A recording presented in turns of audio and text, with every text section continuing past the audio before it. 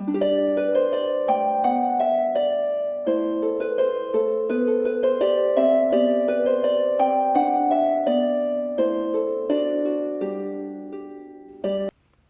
friends, and welcome to my channel, or welcome back. My name is Elise, and this is my mystical bookshelf.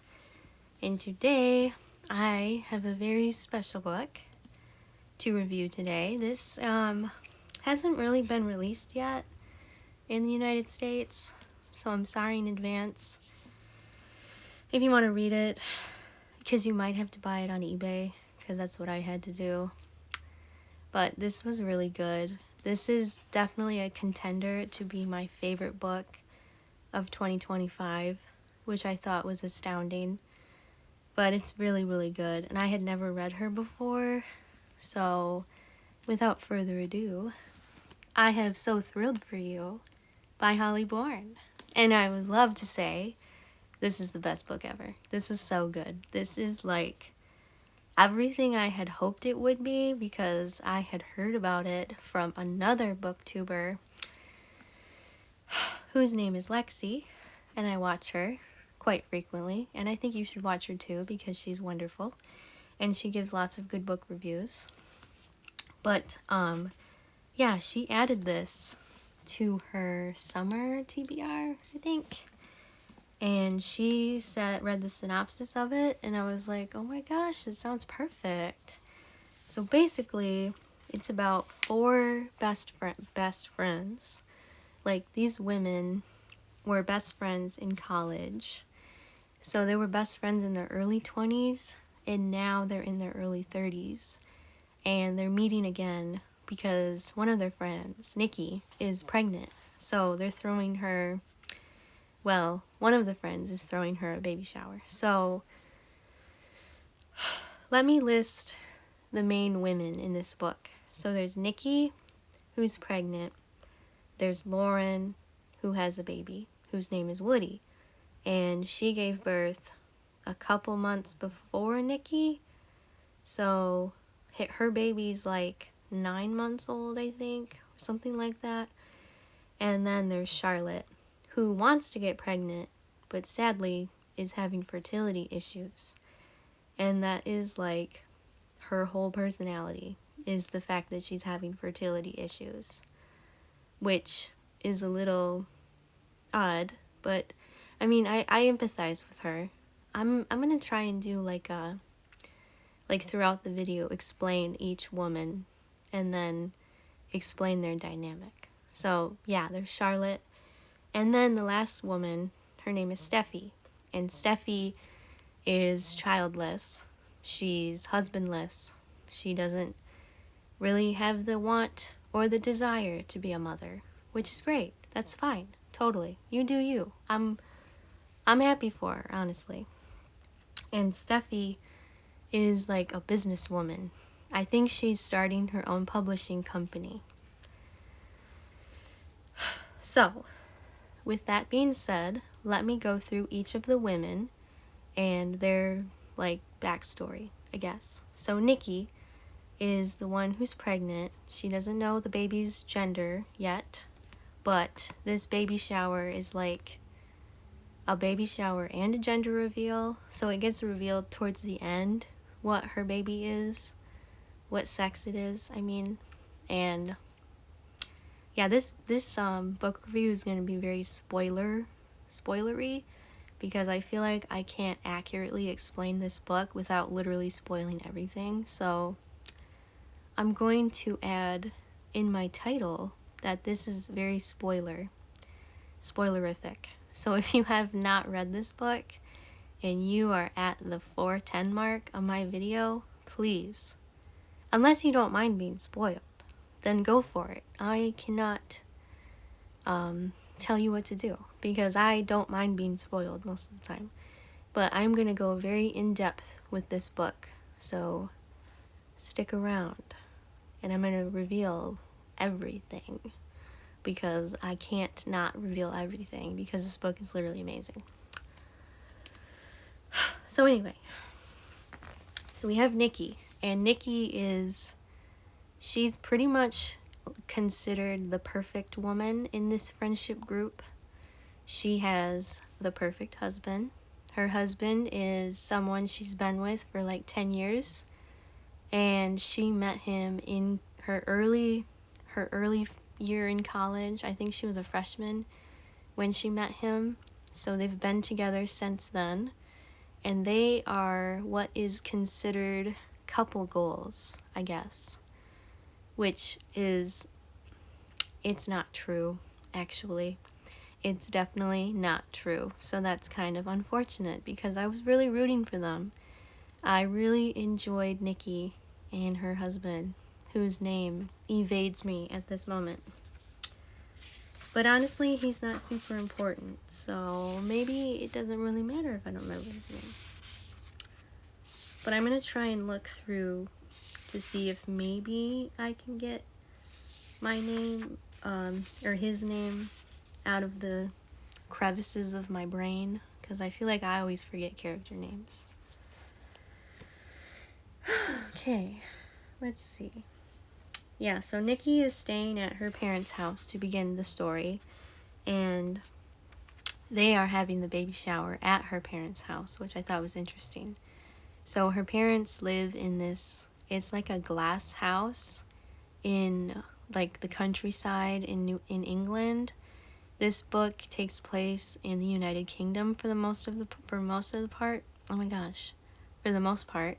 I mean, it's all in England. This is a British book primarily. So Nikki is staying with her parents, and she is sort of apprehensive about this baby shower. She doesn't really want it necessarily. She's not super thrilled about it.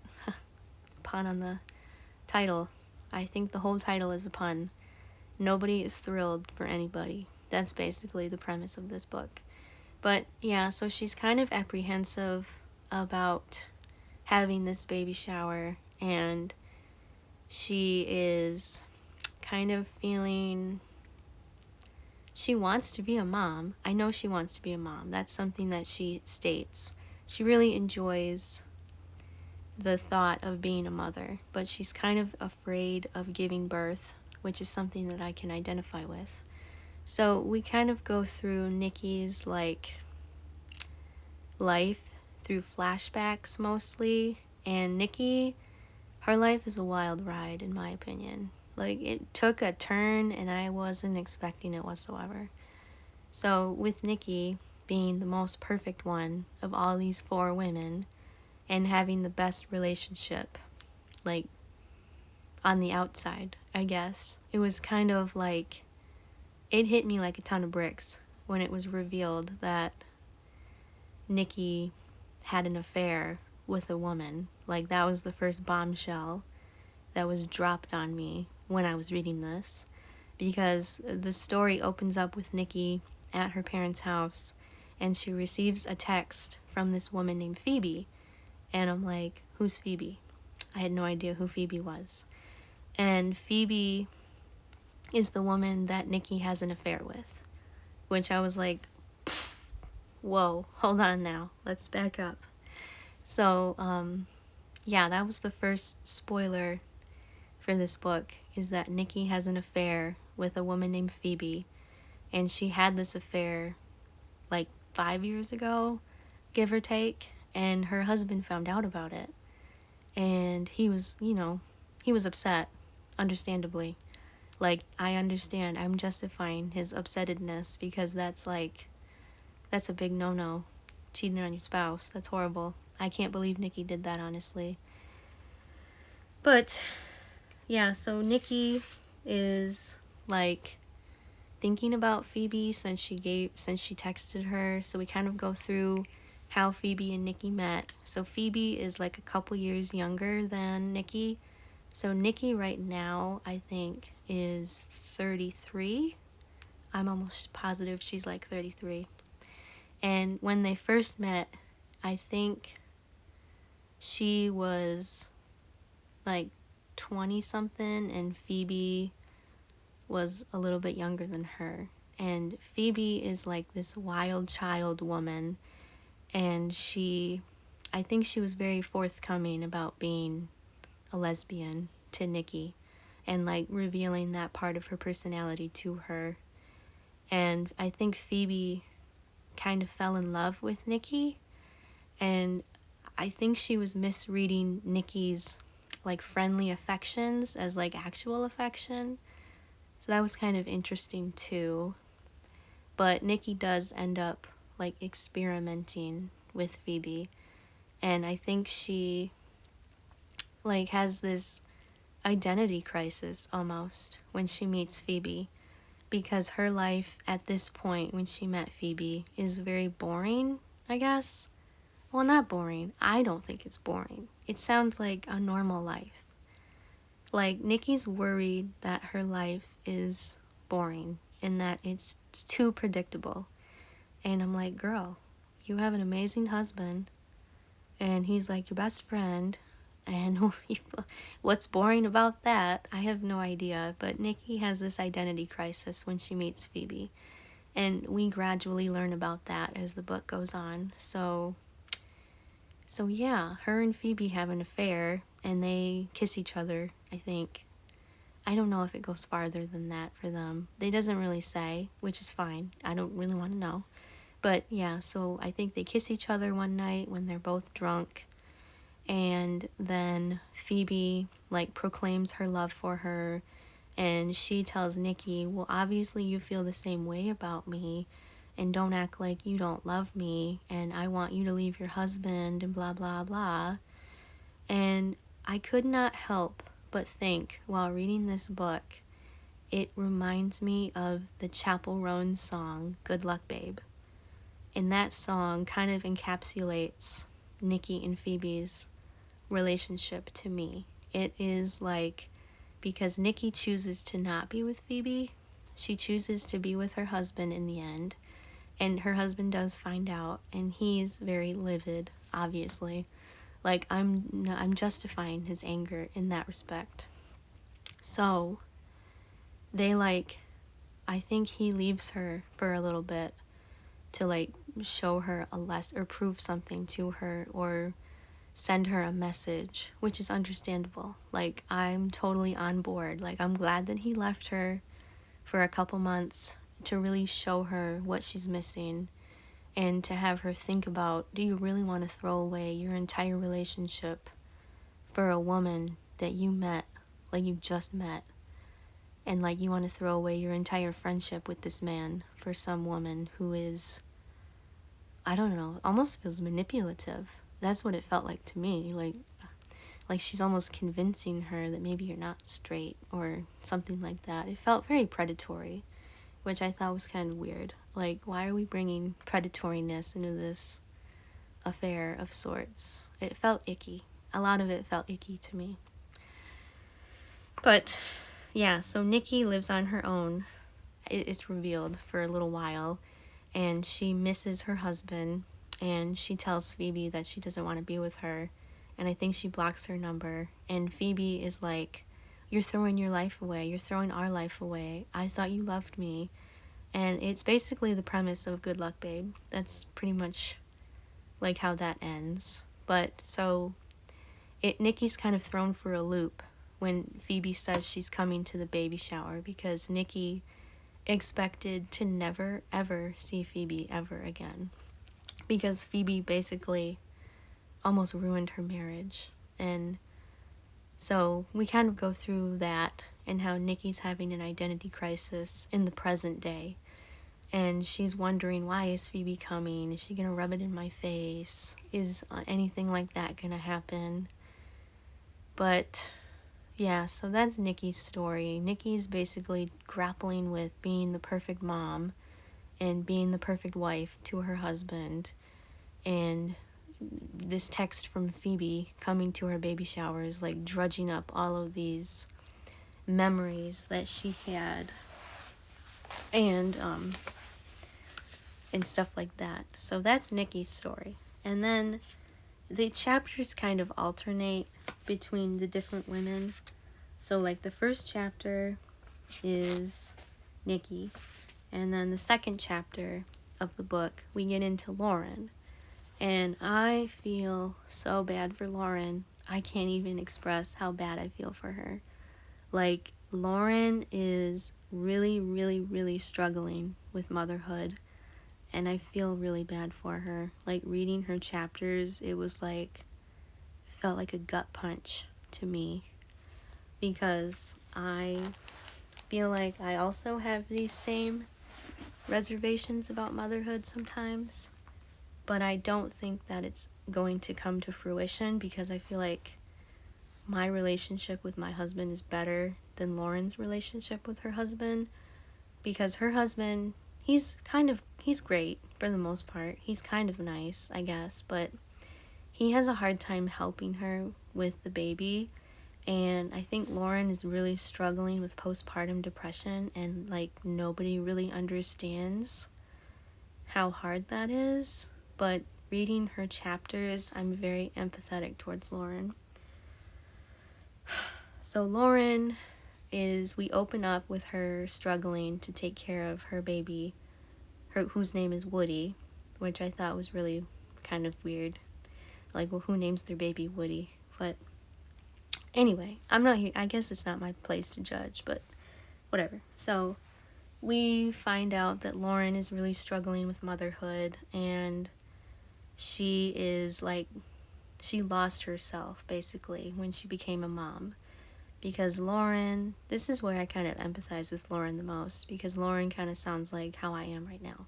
So Lauren, before she had her baby, she would dress super colorfully, really cutely. She was a teacher, I think, like a grade school teacher, so she had all these colorful outfits, and she really enjoyed her job and enjoyed her life, and she had a really great relationship with her husband. But once they had the baby, the dynamic of everything changed. Lauren can't seem to lose the baby weight. She pretty much lost a lot of parts of her personality because of Woody. She's not dressing the same. She's barely taking care of herself. She's finding it really hard to sleep, and she can't seem to get Woody to like behave like a normal baby should behave. Like, he's not sleeping whatsoever, and it's really, really, really difficult for her. And Tristan, that's Lauren's husband's name. Tristan he kind of helps, but not really. I feel like he never gets up in the middle of the night with Lauren, and he only really plays with Woody. He doesn't really do anything besides that. He doesn't really do anything to help Lauren feed him or anything like that. And he's not very understanding of her feelings, and she's just really burnt out. That's basically what Lauren's character arc is. She's really just burnt out. She's just having the struggle bus. That's her whole life so far, is the struggle bus.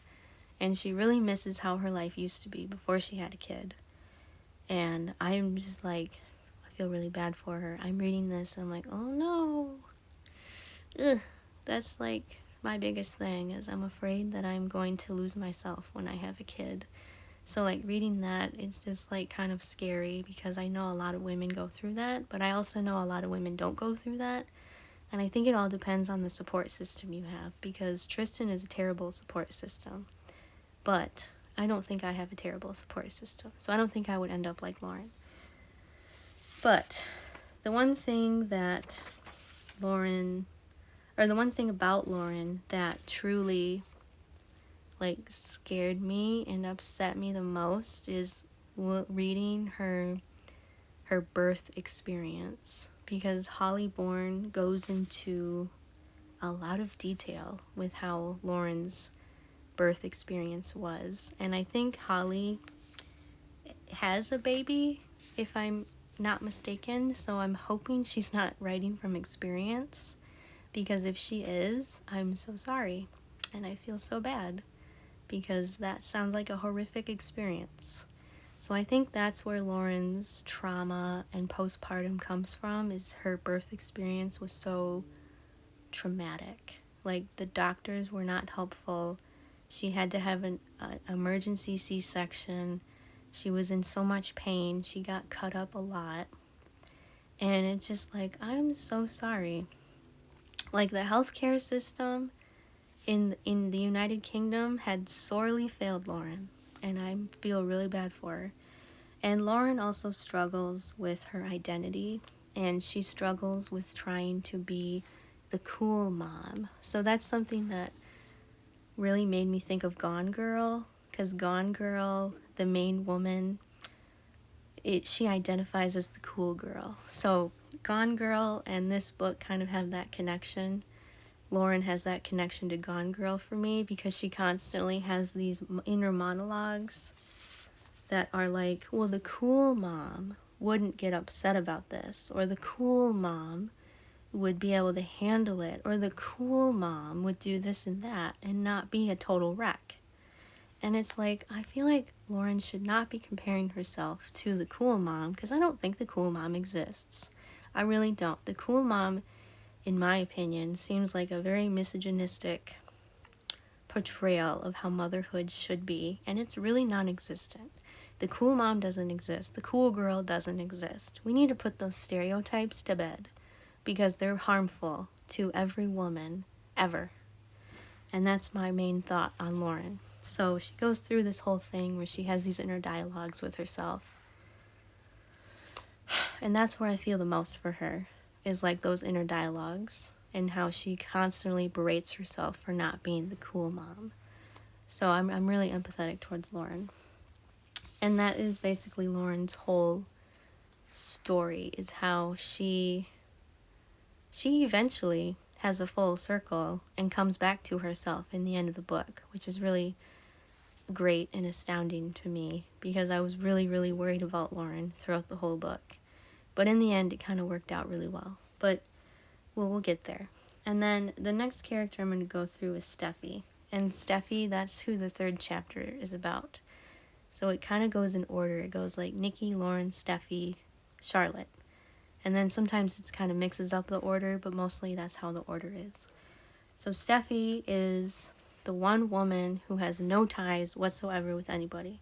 She is a one-woman show, a one-woman business. She's really boisterous and fun and carefree. And she is, I think, underneath all of that fun-loving boisterousness, I think she's very lonely because she's having a hard time dating and finding someone who wants to be with her. And I also feel very bad for her in that respect. And she feels that nobody wants to be with her because she doesn't want to have kids. And I think that's really stupid. Like, who cares if you don't want to have kids? It's not that big of a deal. But anyway, so yeah, that's her main point of contention.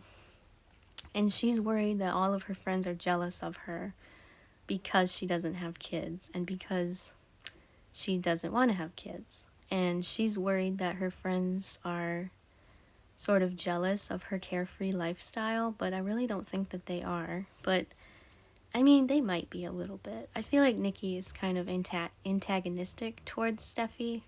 So her and Steffi kind of have this weird friendship dynamic where it's like they say that they're friends, but they really don't feel like they're friends. But their history is kind of messy, to say the least. So with Steffi, her story is she's trying to start her own publishing business, and she's getting these really great deals from different authors and different publishing companies to help her with her own publishing company. And she's really successful, and I'm happy for her, very much so. But we learned through the flashbacks that Steffi and Nikki's husband sort of had a one-night stand together. And I'm like, wow, that's another thing that really floored me. That was the second bombshell in this book, is that Steffi and Nikki's husband got together for like one night and they had a one-night stand. But he ultimately ended up choosing Nikki. And I think Steffi feels sort of like miffed about that, understandably. Like, she constantly feels like she's second best, and I think it stems from not being chosen for that one night stand, because she felt like that one night stand meant a lot to her. And she thought it meant a lot to him too, but it obviously didn't. And it's just kind of sad because Nikki's husband is really just a piece of trash in the end. And it's just not worth it for those women to fight over that man, because it kind of reminds me of the Sabrina Carpenter song, Dumb and Poetic. That's kind of what he reminds me of, like that type of man who's like deep, but not really, like there's nothing going on upstairs. So yeah, it's kind of sad to see how Nikki and Steffi are so antagonistic towards one another, because I really don't think there's a reason for that. Like I think Nikki is jealous of Nikki on a certain level because she knows that she slept with her husband once, but because I think Nikki's constantly worried about her husband straying and going back with Steffi, but it's like, if you're worried about that, then is your relationship really perfect? I don't think so. So Steffi's main point of contention in the story is going to Nikki's baby shower and trying to be happy for her. And she's trying to juggle all of the stuff that she's going through with her business, because she has this multi-million-dollar book publishing thing with this author, and it's happening on the same day as the baby shower. And we kind of go through Steffi's history with dating and how all these guys like don't want to be with her because she doesn't want to have kids, and it kind of goes through, why are women who don't want to have kids punished so often? Because I don't think it's right. Like, it shouldn't matter if you don't want to have kids. Like, it's not if it's not your prerogative, it's not your prerogative. And it goes to the point too where it's like, it's a good thing if you find out you don't want to have kids, because if you're not feeling it and you end up having a kid, you're gonna mess that kid up. So honestly, if you don't want to have kids, that's great. I'm glad that you figured that out, because a lot of people have kids and then they regret it, and then they mess those kids up as a result. So honestly, more power to Steffi for figuring it out, and I don't think she should be penalized for that. So, because that's another thing with this book, it's kind of like, it shows how women are, you're damned if you do, you're damned if you don't. And that's really the most accurate description I can give of this book and the different womanly dynamics of it. Because women are shamed in motherhood, and women are shamed when they aren't mothers too. So there's just really a lot of good political dynamics in this book about motherhood too. Like, it kind of paints motherhood to be bad when really it's not bad. But then it also paints not being a mom is bad too, but both aren't bad. The main bottom line is, no matter what you want to do, your choices are your choices, and you shouldn't be shamed for your choices. So that's kind of Steffi's main thing, is being shamed for her choices. And we get really good character arc with Steffi too towards the end. And I think all these women, really towards the end of the story, they really all come together and realize that they've been pitted against each other for too long. And it's a really nice ending, actually. I was really pleased with how the ending worked out. But for that, Steffi is the third character, and then the fourth chapter goes into Charlotte. And Charlotte, I feel so bad for her, but she's this manic, anxious, distressed little ball of fire, like literally the whole time.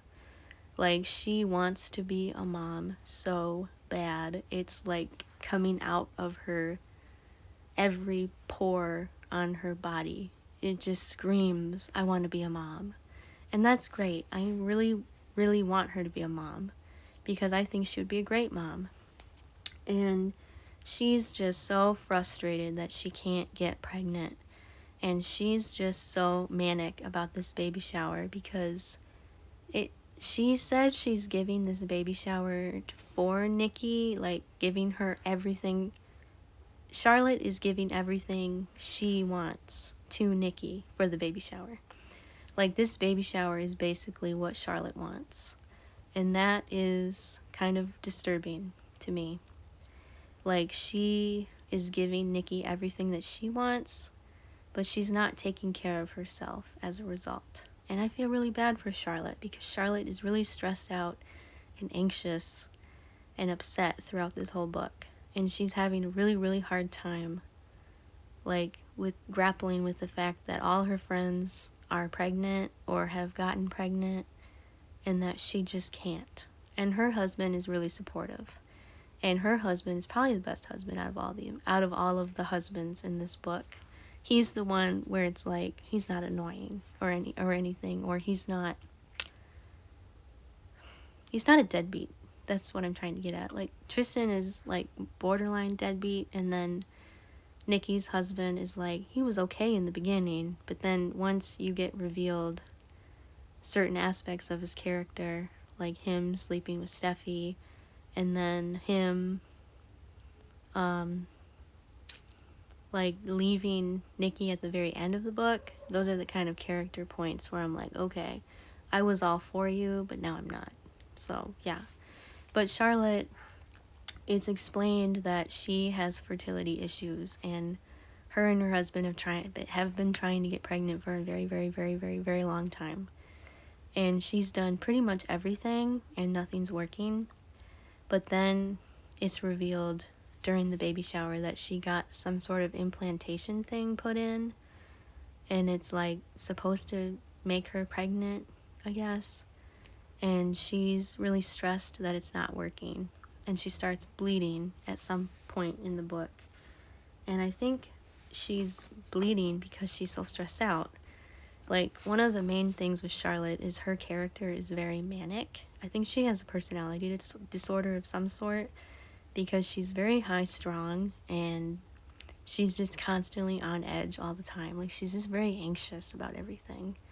And I think that's one of her problems with getting pregnant, is she just worries about it too much, and she plans it too much.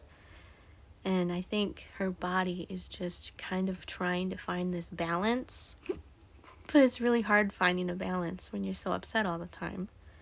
And I feel like I kind of have that problem a little bit, because I am also a very anxious and a manic person. But I digress. This isn't about me.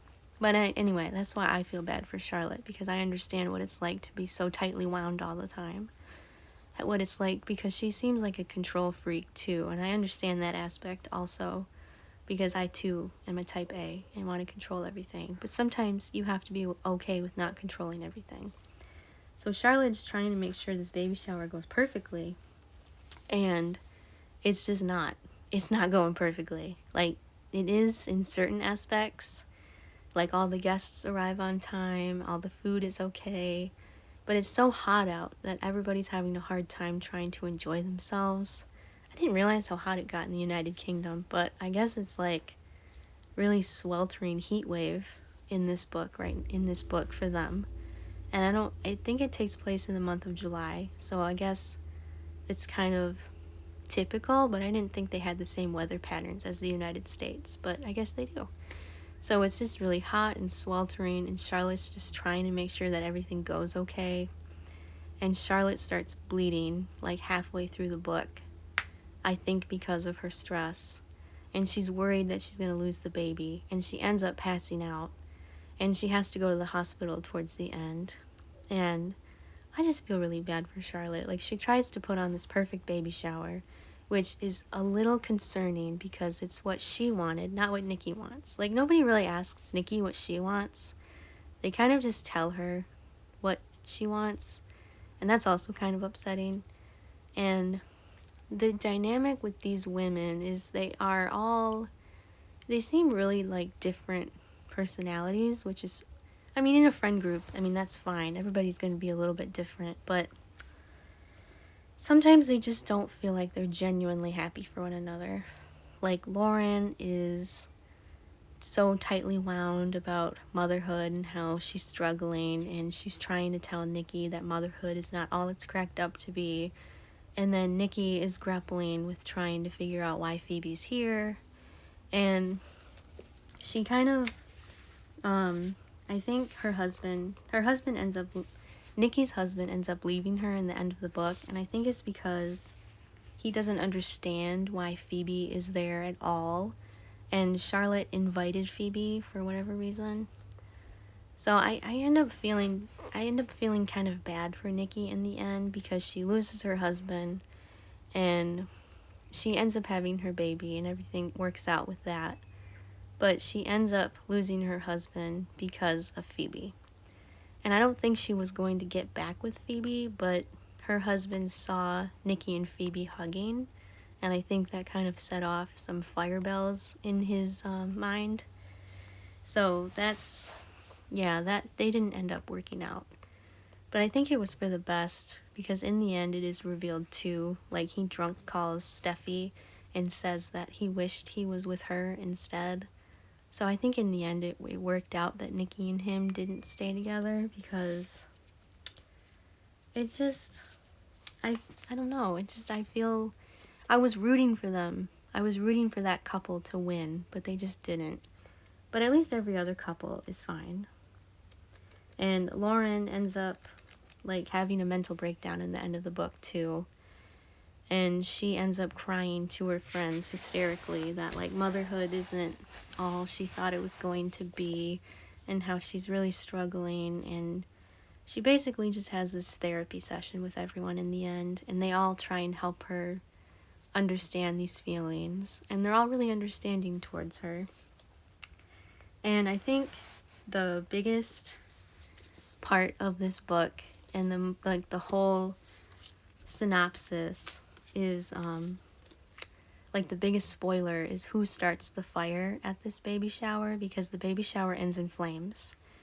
And it was revealed that Lauren's child, Woody, had started the fire.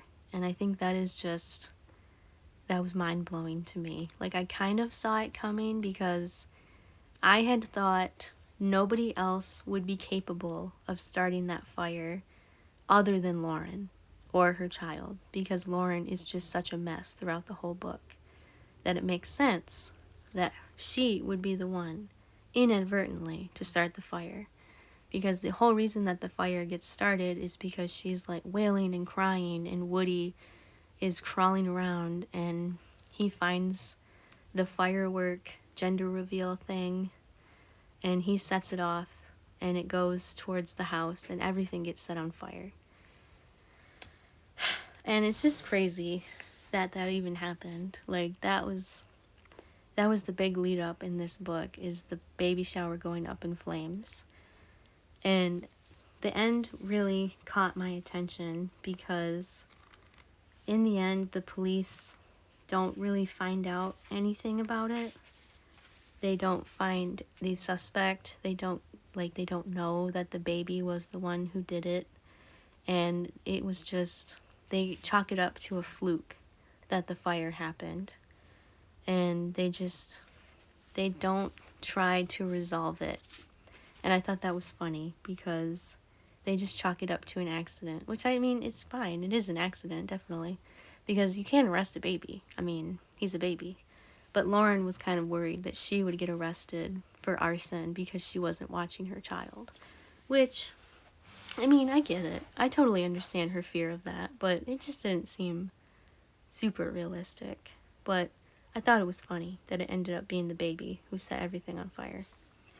And then in the very, very end, in the prologue, everyone kind of gets together at this party for Steffi, and Steffi finally finds someone to be with her.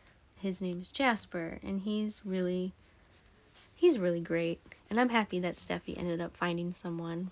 And then we learn that Lauren is pregnant again, and that Tristan is helping out more, and we learn that Nikki and her husband get divorced, and it's revealed that Nikki had a little girl, and Nikki is trying to date again. So that's kind of funny too in the end, that Nikki's trying to get back out there and date someone, because her husband was the only person she had ever been with since college. And it was really sad to me that they didn't end up working out. I was really upset that Phoebe ended up ruining Nikki's marriage in the end, truly. And we do find out that Charlotte does end up getting pregnant, so that's awesome as well. I'm really glad that Charlotte got the ending that she deserved, because I was worried when she started bleeding that her implantation pregnancy wasn't going to work for her, but it did end up working. So yeah, it's kind of just like, it's a really interesting dynamic between women and women friendships, and how it goes from being super toxic to being super wholesome.